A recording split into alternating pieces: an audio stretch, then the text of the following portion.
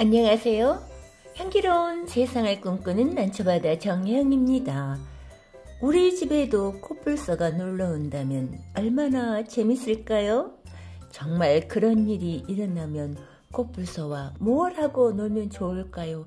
라는 그림책이 있어요. 그림책 제목은 코뿔소가 다 먹었어. 글 안나 캠프, 그림 사라 오길비, 옮기니는 김세실님이고요. 출판사는 한솔 수북이고 저 난초바다 정혜영이 낭독해 드립니다. 코뿔소가 다 먹었다고요? 보라색 코뿔소가 있고 뒤에를 읽어볼까요? 데이지가 아침을 먹는데 난데없이 커다란 보랏빛 코뿔소가 부엌으로 어슬렁어슬렁 들어왔어요. 그러고는 데이지의 팬케이크를 덥석 베어 먹는 거예요. 데이지는 엄마 아빠에게 말하려고 했지만 부모님은 너무 바빠 들어주지 않았답니다. 언제나 그랬듯이 말이에요. 그래서 데이지는 부모님 대신 코뿔소와 이야기하기 시작했지요. 가엾은 데이지는 부모와 이야기하는 대신 코뿔소와 이야기가 통할까요? 그 이야기 속으로 들어가 봐야 되겠네요. 내 집 안에는 보라색으로 된 코뿔소가 순서대로 쭉 있어요. 한쪽 방향, 반대 방향 지그재그로 되어 있어요. 내 집 제목 아래에는 보라색 코뿔소가 앉아 있고요. 그리고 데이지인가 봐요. 프라이팬에서 뭔가를 요리해가지고 던지는 거죠. 그럼 코뿔소는 즐겁게 먹고 있네요. 먹으려고 입을 벌리는 그림이에요. 혹시 엄마 아빠가 내 말을 잘 들어주지 않는다고 느낀 적이 있니? 너도 데이지랑 똑같구나. 데이지 엄마 아빠도 데이지 말에 귀 기울여 주지 않으셔. 데이지 엄마 아빠 머리카락에 불이 붙었다거나 걔가 집에 온 아저씨를 물어뜯고 있다고 얘기하면 아마 그냥 고개만 끄덕이든지 안 됐구나. 할머니께 말씀드리렴 아니면 지금 전화 받는 거 안 보이니? 하고 말할걸. 그날도 데이지는 진짜 중요한 할 말이 있었어. 그런데 어떻게 됐을까? 아무도 들어주지 않았어. 일은 그렇게 시작되었단다. 데이지가 아침을 먹고 있는데 커다란 보랏빛 코뿔소가 부엌으로 어슬렁어슬렁 들어왔어. 코뿔소가 들어올 정도로 집이 굉장히 커다란 집에 살고 있는가 봐요. 진짜야 어마어마하게 큰 코뿔소라니까. 버스만큼 크고 포도 같은 보랏빛 코뿔소였어. 코뿔소는 배가 고팠는지 팬케이크를 덥석 베어 먹더니 2층으로 올라갔어. 2층도 굉장히 넓은가 봐요. 엄마! 데이지가 불렀어. 엄마, 저기 커다란 아빠한테 얘기하렴. 엄마가 말했어요. 아빠가 잡아서 당 밖으로 던져주실 거야. 아빠! 데이지가 아빠를 불렀어요. 아주 어마어마하게 큰 아빠가 말했지. 거미는 나중에 잡자. 거미가 아니라고요. 데이지가 소리쳤어요. 커다란 보랏빛 코뿔소라니까요. 하지만 늘 그랬듯 아무도 귀 기울이지 않았어요. 그 사이 코뿔소는 마치 자기 집인 양 온 집안을 돌아다녔어요. 현관에도 불쑥, 마당에도 불쑥, 한 번은 화장실 변기에 앉아 있는 거야. 데이지는 문을 벌컥 열어 깜짝 놀래 주었죠. 하지만 데이지가 코뿔소 이야기를 할 때마다 엄마 아빠는 이렇게 말했어요. 데이지, 우리 바쁜 거 안 보이니? 어머나, 세상에 이런 부모도 있네요. 너무 지나친가요? 엄마 아빠는 날마다 바빴어. 그래서 데이지는 엄마 아빠 대신 코뿔소와 이야기하기 시작했죠. 둘은 곧 좋은 친구가 되었어요. 함께 고리 던지기도 하고 피자도 만들어 먹었죠. 코뿔소가 간지럼을 태우면 데이지는 깔깔 웃음을 터뜨렸거든요. 하지만 여전히 엄마 아빠는 아무것도 눈치채지 못했어요. 어쩜 그럴 수 있죠? 그러던 어느 날이었어요. 도대체 누가 팬케이크를 다 먹었지?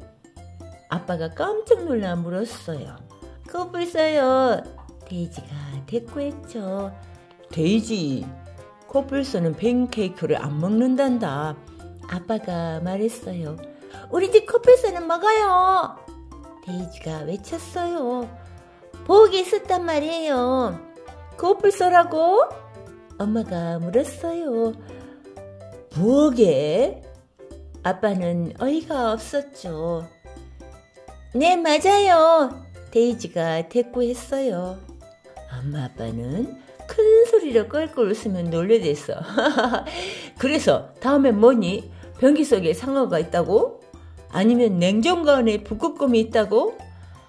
여기 코뿔소가 있다니까요. 보세요. 데이지가 외쳤어요. 하지만 엄마 아빠는 정신없이 웃느라 알아채지 못했어요. 뒤에가 있네요. 코뿔소야, 우리 엄마 아빠는 정말 너무해. 코뿔소는 뿔로 데이지를 간지러 주었어요. 하지만 데이지는 장난칠 기분이 아니었죠. 엄마 아빠가 내 말은 듣지도 않아. 데이지가 한숨 지었어요.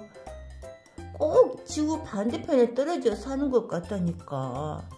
그러자 코뿔소가 커다란 콧구멍으로 깊은 한숨을 내쉬었어요.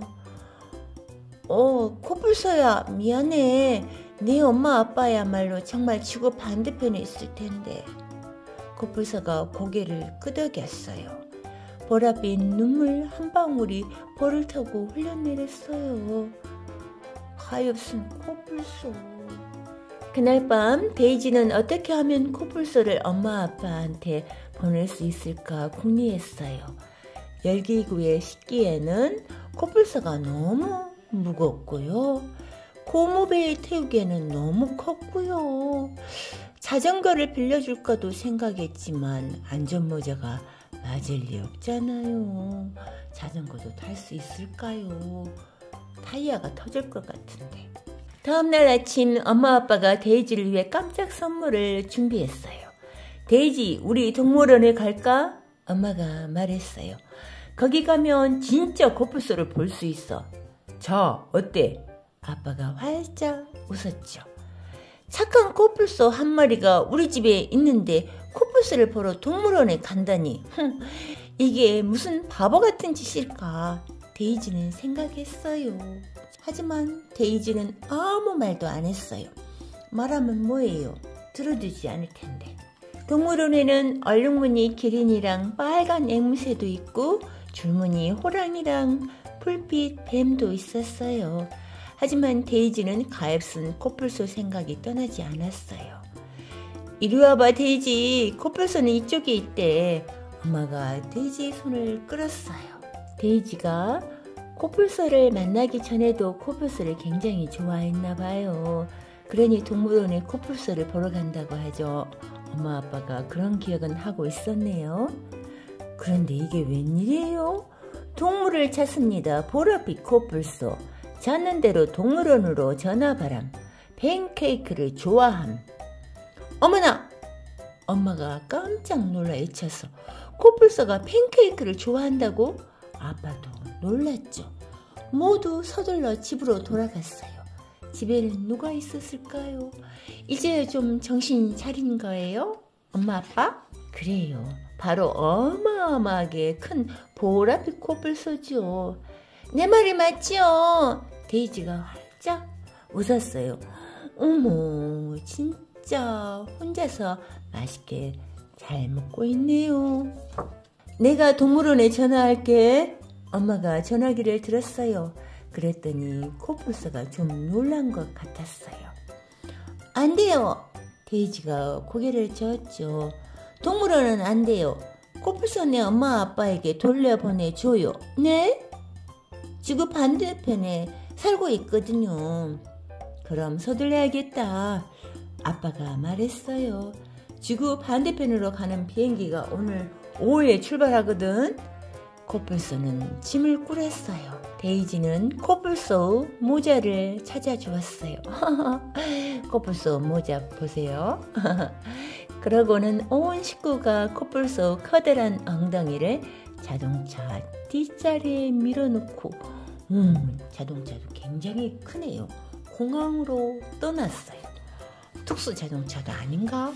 아주 큰 자동차를 가지고 있네요. 보고 싶을 거야. 데이지가 정말 서운했어요. 코뿔소는 데이지를 보랏빛 폼으로 데이지를 꼭 안아주었어요. 코뿔소도 데이지가 보고 싶을 거예요.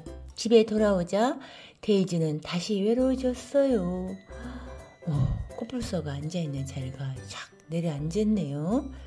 이제 누가 데이지 이야기를 들어주겠어요. 하지만 갑자기 많은 것이 달라졌어요. 데이지, 코뿔소 얘기 좀 해봐. 엄마가 다가 앉았어요. 그래, 팬케이크를 먹는 커다란 보랏빛 코뿔소 이야기를 해주렴. 아빠도 귀 기울였어요.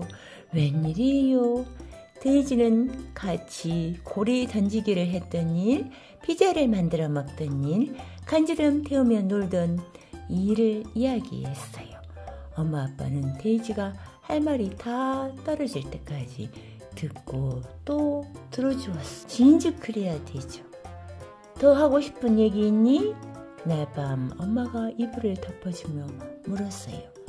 데이지는 문 밖에 뭐가 어리는 것을 보았어요. 뭐가 보이죠? 여기. 아니요, 오늘은 여기까지예요. 안녕히 주무세요. 분홍색 북극곰 이야기는 내일 하면 되니까. 어머나, 벌써 새로운 친구가 나타나네요. 분홍색 북극곰 말이에요. 이야기 끝! 저 난초보다 정혜영이는 이렇게 생각해요. 엄마 아빠가 아무리 바빠도 아이의 이야기를 들어줄 수 있는 시간을 내야 되겠죠.